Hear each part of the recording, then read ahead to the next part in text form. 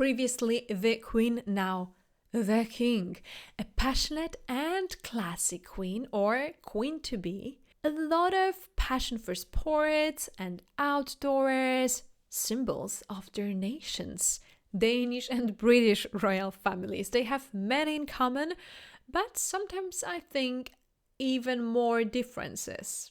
In short, we can compare it as a bicycle, monarchy, and pomp and pageantry. Because has anyone seen Queen Elizabeth II on a bike? On a horse? Yes, but on a bike? Today, I'll guide you through 10 differences between British and Danish royal families and monarchies. Hi, my name is Anna, and welcome to On Royals, where I talk everything royal related. Thank you very much for your subscriptions and thumbs up. I really appreciate it. And we hit 100 subscribers, which I'm really happy. So welcome everyone. All right, so if ever anyone asks you what's the difference between Danish and British royals, you can just say pomp or pageantry. On one side, it's quite obvious, right? But on the other, it kind of brings us into all the differences I'm gonna tell you about today. We associate British monarchy with this grandeur, with centuries-old ceremonies and furs and crowns and pomp and pageantry. And Danish royals, I mean, they're minimalist, they're close to their people, they're on their bikes. So, I mean, there's a lot to differ them, right? And I remember when there was a coronation of Charles III, and pomp and pageantry, I think, were the words that they just kept popping. You know, it was so obvious, for example, for American journalists to say, oh, this pomp and pageantry, no one does it like British, right? And then the same journalists, they went to Denmark and they were like, oh my god, it's so simple and people are like just so calm and it's so different. So today I'm gonna talk about those differences, and the major one is this pomp and pageantry. In Denmark, we don't have it, or at least not to this level as British does. Second difference, palaces. When you're in London and you want to see Buckingham Palace, you can see it, of course. It's maybe smaller than you imagined, but you also see a big fence, and this fence is huge. It's of course very pretty and everything, but this fence is making you feel like a little person, and as a normal person in fact. And this is an impression you have to get, because the palace has to be big. The palace is the monarch. The palace is someone important, right? Then you are just normal. And there is a huge, very wide line between you and the king. While when you go to Copenhagen here, in Copenhagen, there is a palace which is, you know, kind of the same category as Buckingham Palace, and it's called Amalienborg. And Amalienborg looks like a slightly better townhouse, really. The first time you're there, you can not tell it's actually a royal palace, because you imagine palace on a hill or, you know, next to a big fence. But Amalienborg is something different. It looks very normal. You can come very close to it. If the royal family is in the balcony, I wouldn't say you can almost touch them, but you can come very close by. There's not a lot of security, and I would say you can even touch the palace.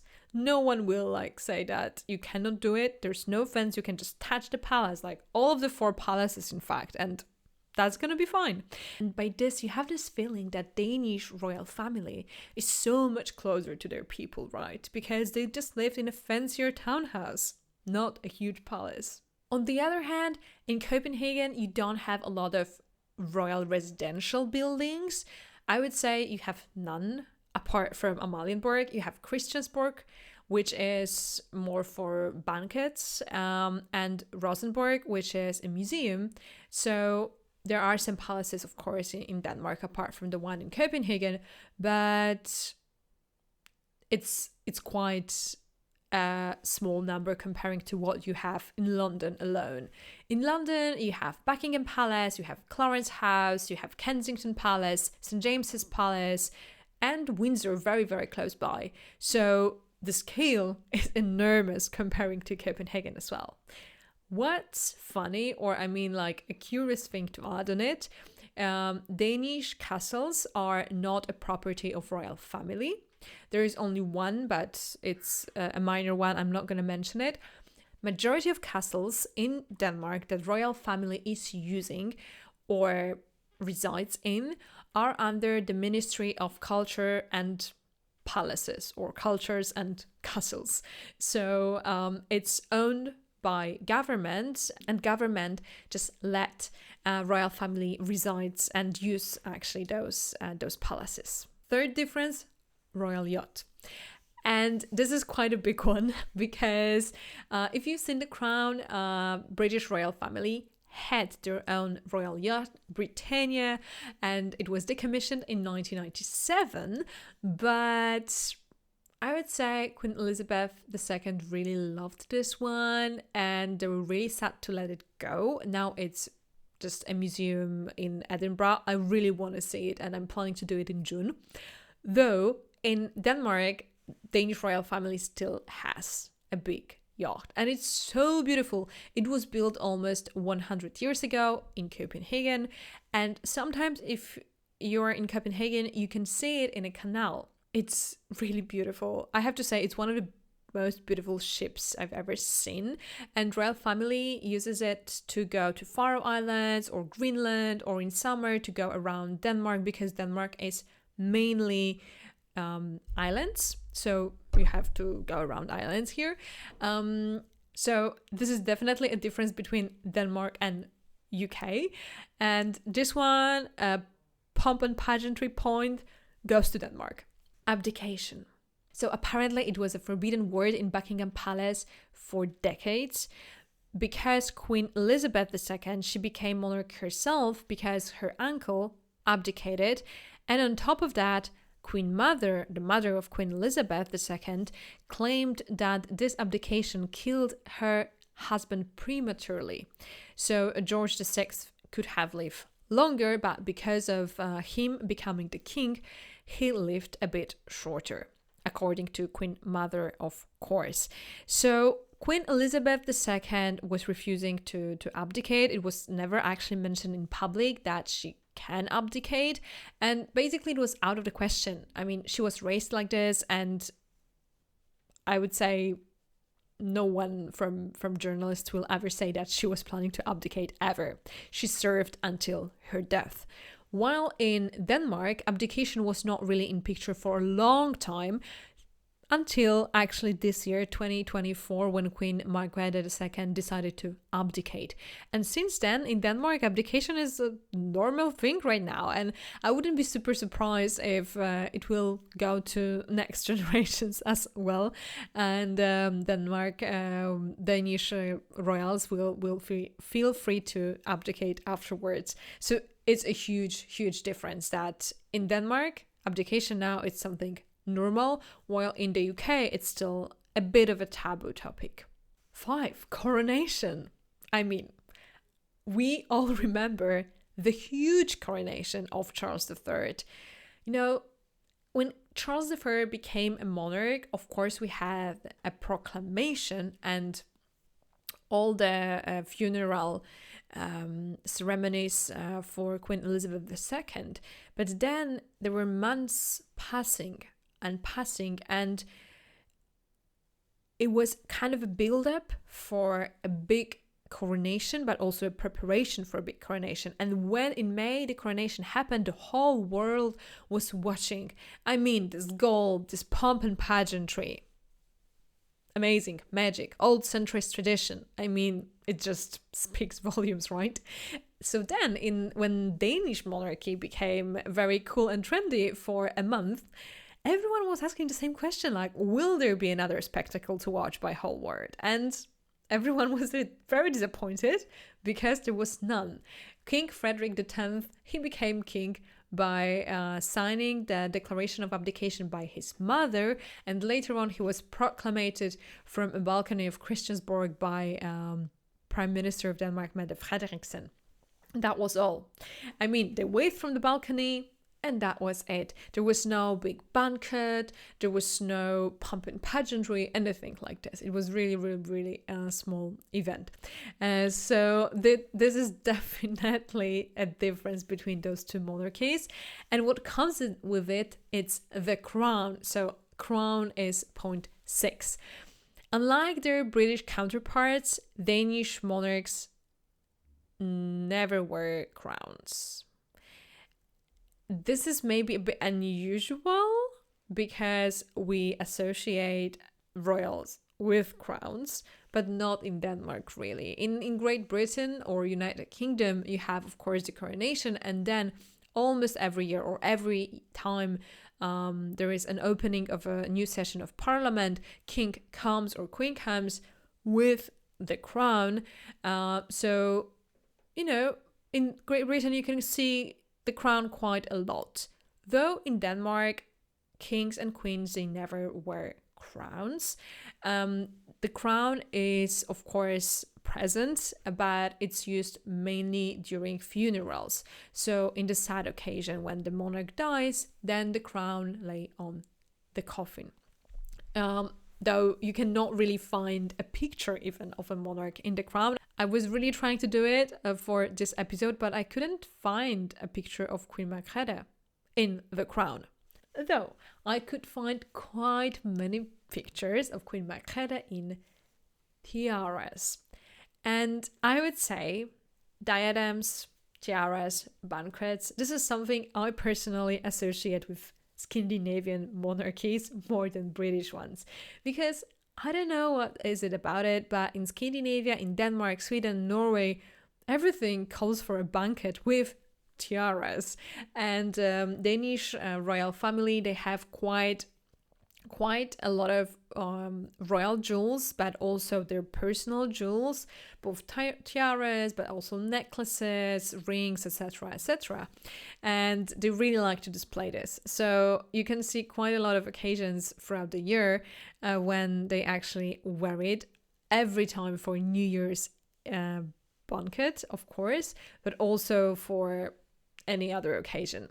So it is really something that everyone is waiting for, like, what will this person wear and this person, and it's like, really, it's something. Of course, it doesn't mean that in UK you don't have it. Like in UK, royals also wear diadems and tiaras and everything, but I think it's not as much as Denmark. And on top of this, most of official banquets in Denmark are televised.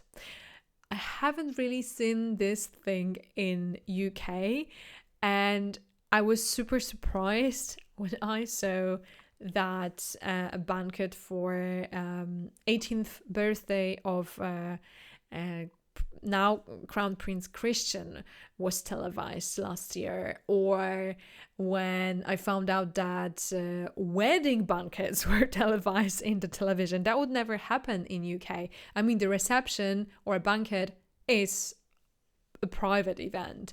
Here in Denmark, it is actually televised, so it's public, and you can hear the music that it's playing. You can hear the speeches, which are quite moving sometimes, and it's quite common to televise banquets, definitely. Danish royals are much more open to the public than British ones. That's my 8th point. Queen Elizabeth II didn't give interviews, and the other members of the royal family, they're doing it relatively seldom. Sometimes they speak for documentaries, but they kind of rarely accept interview requests from journalists. Maybe now more frequently than like 10 years ago, but still it's quite rare. Danish royals, on contrary, they do not only speak to the cameras and with journalists, but it happened quite many times that the Queen herself, she received journalists which asked for interview, and it didn't have to be about her. I mean, for example, she gave an interview on occasion of Jubilee of Queen Elizabeth II and says a few words about the relationship. So I think it speaks volumes on how Queen Margrethe was open to the press, and I think still is. She also did a documentary. She also did a lot of documentaries with Danish TV. For example, she was showing everyone around her palaces, or she was one of the main characters, if not the main character, with for a Netflix a documentary about her being kind of a co-producer. She wasn't like technically a co-producer, but she did some costumes for one movie in Netflix, and she did a little documentary about it. It was Follow Me Around While I Design Costumes, more or less, and it was quite cool. And I don't know, I think she's not afraid to show herself as a person and not only the queen. And this is something very different from Queen Elizabeth. Of course, I admire both.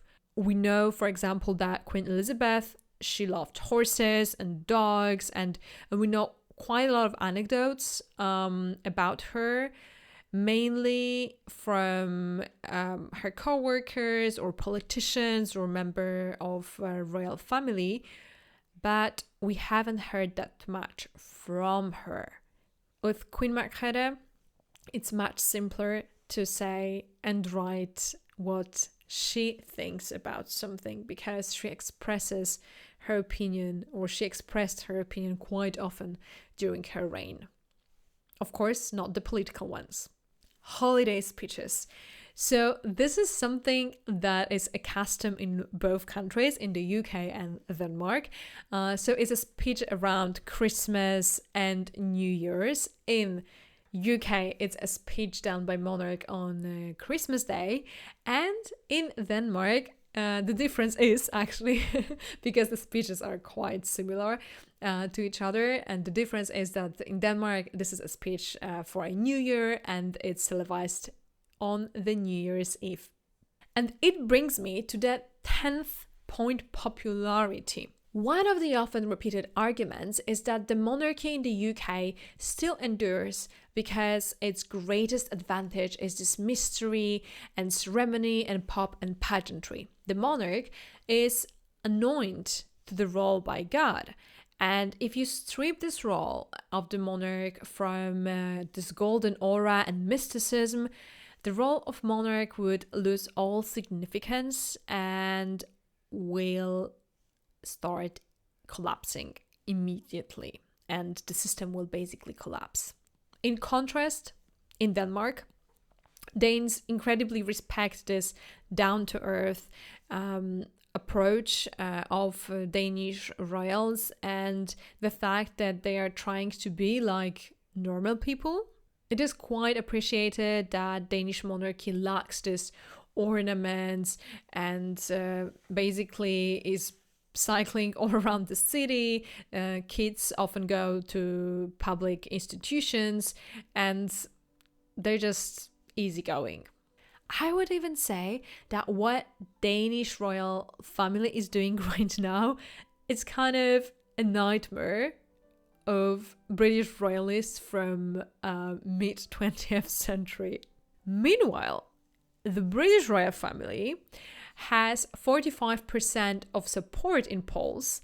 31 would prefer to elect the head of state, and 24 have no opinion.